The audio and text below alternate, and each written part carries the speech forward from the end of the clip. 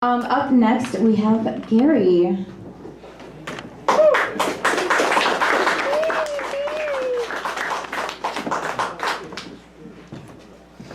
Thank you, and that was a good set, Lee. Bravo, senor. Yeah. Okay, first, some news about my forthcoming book. It's coming out July 3rd, and I got the page proofs, including the cover. I'm going to show you first the front cover. Let me know when you got it finally, Jenny. Yep. Okay, now I'll turn it over for the back cover. By the way, the top photo is actually going to show in color on the book, and at this point, Jenny in the video would show the color photo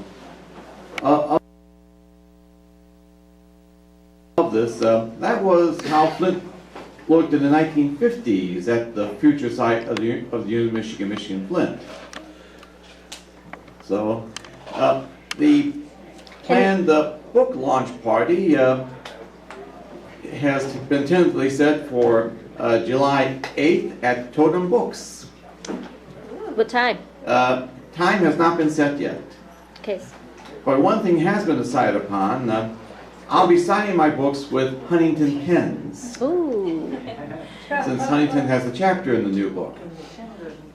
And they're free. Oh yeah, the signing's free after you buy the book. Oh yeah.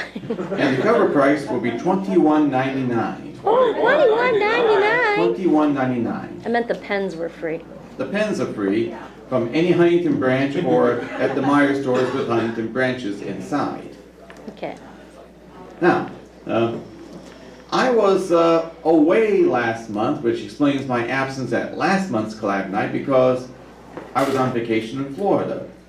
But while in Florida, events caught up with me down there. My first book, Remembering Flint, Michigan, which came out in 2010, and is still available for $19.99.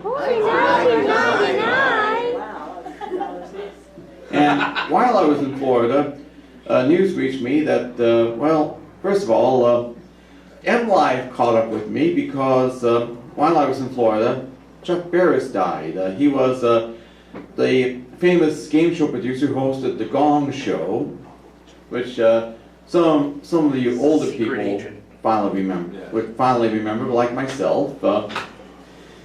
And so MLive quoted from my first book, and Tom Sumner contacted me. So while I was in Florida, I did a phone interview on Tom Sumner's radio show. All right. There's a link to the interview. I'm on the last 10 minutes or so of that interview. There's a link on my book's Facebook page. You can download the hour-long segment of the Tom Sumner show and listen to the whole thing. And if you want to just catch the last 10 minutes or so, you can hear me on the phone. Yeah. Now, I'm going to read, in memory of Chuck Barris, the chapter about him in my first book, Remembering Flint, Michigan, called Flint's Connection with the Gong Show. Now, I know there's some young people here, so I have to warn that this chapter is rated PG. So, if you got sensitive ears, you can leave the building for the next few minutes. For those who are open-minded, here's the piece. This story is about how a Flint radio station broke one of the biggest hits of 1962, Palisades Park, performed by Grady Cannon and composed by Chuck Barris. Yes, fat Chuck Barris. By the end of the 1950s, the practice of record companies paying radio station disc jockeys to play certain records had come under legal scrutiny. Called payola, the practice was made illegal in the United States in 1960. Some radio disc jockeys, most notably Alan Freed, who coined the term rock and roll, found themselves in serious legal trouble from payola, and their radio careers suddenly ended. One of the most notable disc jockeys was Dick Clark, who hosted the nationally broadcast TV series American Bandstand from Philadelphia on ABC. Clark had a financial interest in record and music publishing companies, but because of the payola scandal, ABC forced Clark to divest himself of his music holdings if he wanted to continue as host of American Bandstand. To keep watch over Dick Clark, ABC hired a young broadcasting executive who was recently laid off in NBC. This young upstart was named Chuck Barris. Barris had access to everyone on American Bandstand, as well as to all aspects of production. Everyone was distrustful of the outsider from ABC except for Clark. Barris made copious notes about all aspects of the show's production.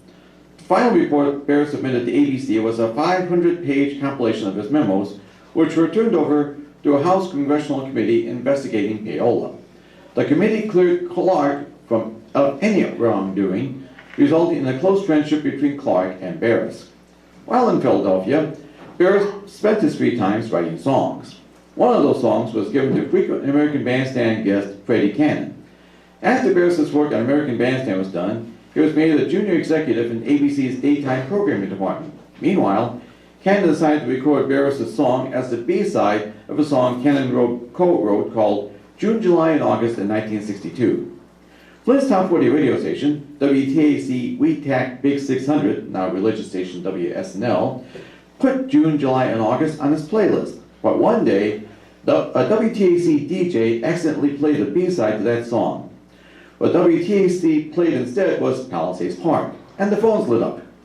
Listeners wanted to hear the song again.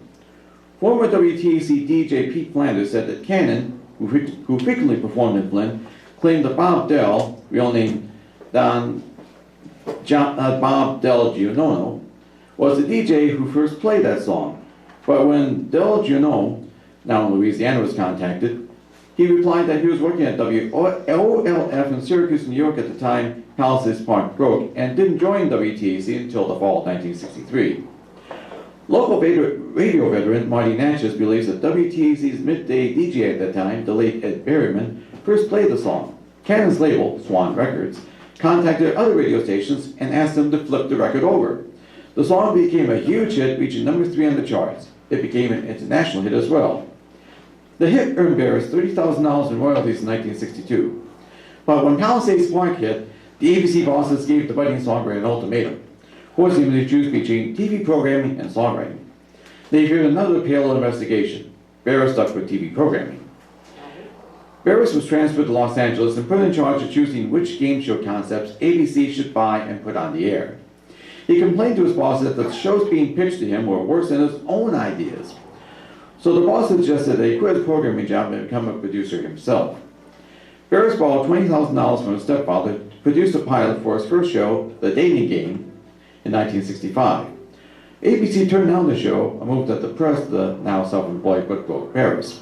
A month later, the shows ABC aired instead flopped in the ratings.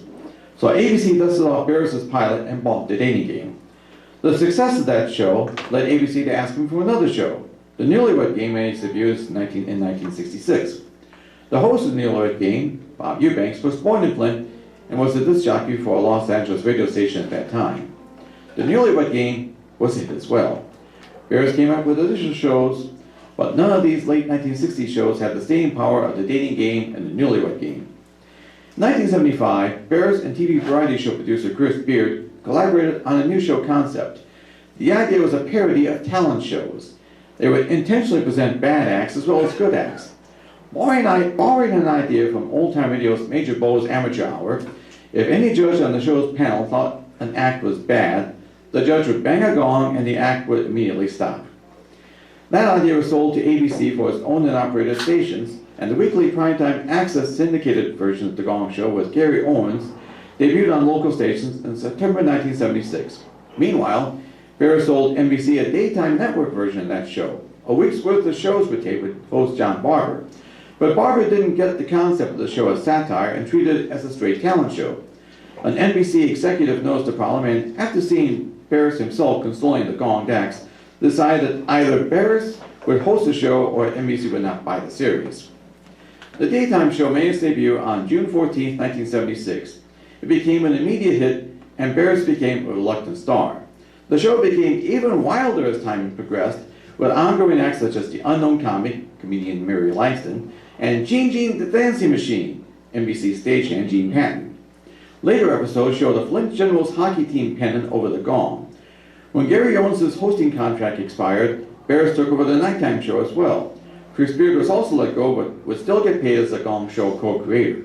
The Gong Show pushed the envelope over what were past the network's censors and a few of the most tasteless acts did get edited from the show. But one act, in 1978, managed to slip through the NBC censors.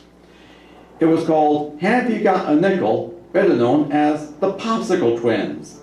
Two teenage girls whose act was suggestively sucking on popsicles.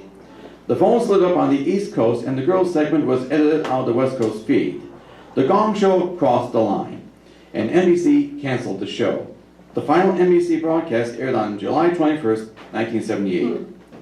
The show continued syndication, and Barris introduced two other short-lived game shows. The $1.98 Beauty Show is a parody of beauty pageants that had as one contestant future comedy star and Flint native Sarah Bernhardt. She won. Three's a Crowd had three man/wife/secretary teams of contestants in the newlywed game format. It was so controversial that in 1980, a burned-out Barris shut down production of all his shows. Gong Show reruns were occasionally aired on the Game Show Network cable channel, and segments, including the Popsicle Twins, can still be found online on YouTube. As a pioneer of reality TV, you can see echoes of the Gong Show on American Idol. Barris sold his production company in 1986. It is now owned by Sony Pictures Television. But we may not have enjoyed these guilty pleasures if it wasn't for WTAC playing Palisades Park by mistake. Yeah. Didn't he work for the CIA? Oh yes, he claimed in the book, later made in the movie, Confessions of a Dangerous Mind, that he claimed to be a CIA hitman. But it's kind of sad that, of course, Chuck Barris lived to the ripe old age of 87 when he died last month, I should say. Yeah. So that's my piece for this month. I hope your sensitive ears tolerated the Popsicle Twins? the Popsicle Twins. And I thank you very much.